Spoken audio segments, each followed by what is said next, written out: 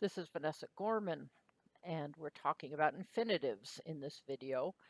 I want to begin by talking about the morphology of infinitives, how you form them, and how do you recognize them.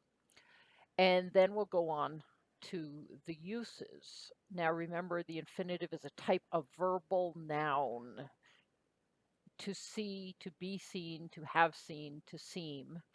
As a verb, it has a tense and a voice, and it derives from a verb. So its lemma will be a verb and it will possess a tense and a voice, but otherwise it's not conjugated. So there's only a limited number of forms. And even those are very limited by frequency, so that the only common infinitives in Greek are present or aorist. So present active and middle passive are the same form. So you've got two present forms and you've got three aorist forms that show up with any kind of frequency. And their endings are always going to be ein, nigh or psi, or sthai. That's the short version. And if you want to stop this video now and move on to your handout in the next video, you can do that. But I'm just going to explain very briefly where these different endings occur for those of you who are curious. And the long version is there are what we call thematic and athematic vowel verb forms. Thematic verb forms have a thematic vowel between the stem and the ending. And these are the normal verbs that end with omega in the present and in the future. And also strong aorists, the ones that take the imperfect endings. Athematic do not have a vowel between the stem and the ending. So the present of me verbs, weak aorists, the ones that take the sigma. Um, and the same verb will sometimes have some forms that are some way and some forms that are the other way. Use your dictionary. So normal verbs, the ones you see most frequently with the omega ending in the lemma, take the ein ending in the present and future active. So you see that ein ending and you know you've got yourself a regular old present infinitive. Luo, luain, lego, legain, keleuo, keleuain. You see that ending and you say, ah, it's an infinitive. You see it so often that it just doesn't bother you. This is an ending you will know very well. Likewise for the future, even though you don't see them very often, when you do see them, you see you've got the same form with a sigma in them. And future infinitives typically represent purpose, what you intend to do, what will happen in the future if all goes well. The strong aorist also takes the same ending, but does not get an augment. You never put augments onto infinitives. And so lambano, for example, the third principal part is elabon.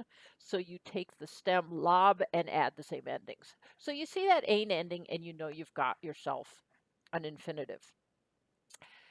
Contract verbs that end with those alpha and um, eta contracts is the ones you've seen most often. Do what contract verbs always do, which are contract the verb and add a circumflex. So if you see this kind of thing, here's the version of an omega.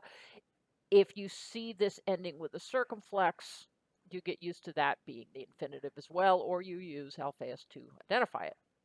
So those are straightforward. Those are active infinitives that are thematic. Active infinitives that are athematic instead add nigh. This is what we see, for example, in ami. The most common infinitive you'll ever see is ani, which means simply to be. Ami, the verb to come, gets a iota in it, so iamni. Didomi, didonai. So the nigh ending is also another sign of an infinitive. And in the aorist, if it's one of the aorists that takes a sigma, instead of nigh, you get psi. So poieo, apoiesa, the infinitive of that aorist is poiesai, no augment, and you get the psi ending. Likewise, so apokteno, apoktenai, paradunai, you see that nigh or the psi ending, and you know you've got yourself an active infinitive. probably aorist. In the middle passive, and deponent, they all end with thigh. So poieuo in the middle passive present is poies thigh. Hegeomai in the present deponent is hegesthai. Machomai, makesthai. Emi, esesthai. So you've got that sigma for the sign of the future, to be in the future. Gignomai, genesthai.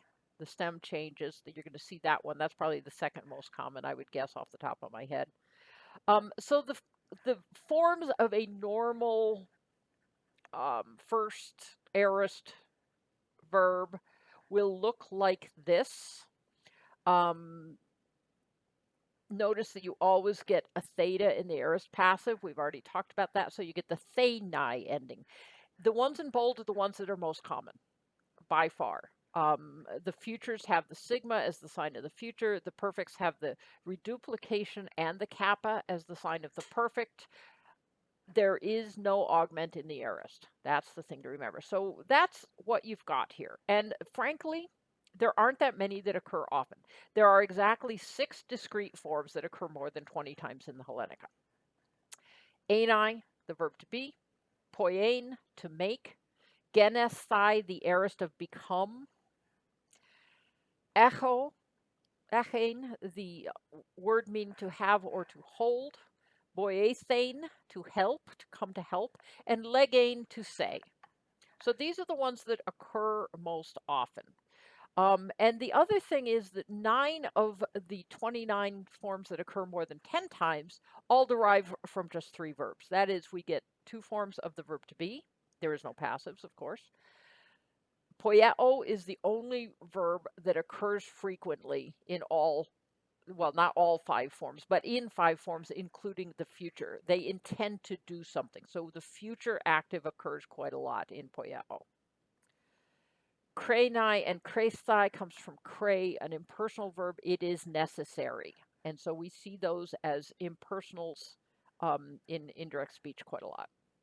The other 9 forms, 9 of the other forms, I should say, are regular present active infinitives that we see formed in the regular way with the ain ending. So you see that ending and you know you've got an infinitive.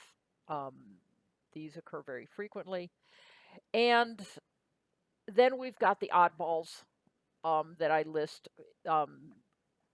Adenai is fairly common from to know. This is an irregular verb, so it's strange. It's a perfect used as a present. We get some me verbs that we've already kind of mentioned that end with nai. Genesthai we've already mentioned.